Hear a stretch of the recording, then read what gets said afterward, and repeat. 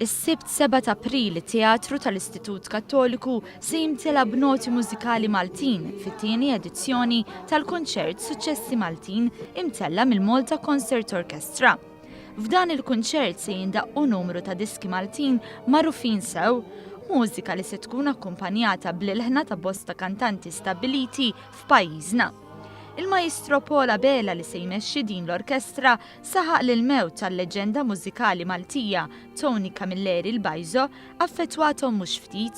Issa dak diġà konna ppjanajnieh. Mbagħad meta ħallina l-mibki Tony Camilleri l-Bayzo iddeċidejna li nagħmlu għall-memorja tiegħu għax il-Bayzo kif kulħadd kien kolonna tal-mużika Maltija, kien kantant kapaċi ħafna.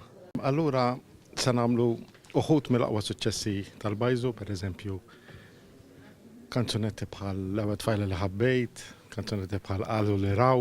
Flimkien ma' uħud mis-suċċessi tal-Bayzo, il-pubbliku se jisma' wkoll diski popolari bħal Kemmu sabiħ u Xemx.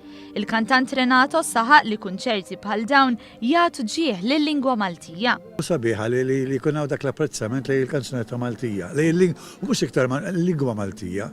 Għax għandna tendenza, u din ħobb ngħidha kemm il-darba.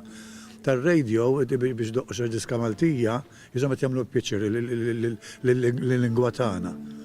Għatifem, jina I feel very strongly fuq, imma ifimni, l-akki li jgħatfada ħafna nis li jħobbu diski Malti. Biex wieħed jikseb aktar informazzjoni dwar il-kunċert, wieħed jista' jidħol fuq is-sit www.piazzateatrureal.com.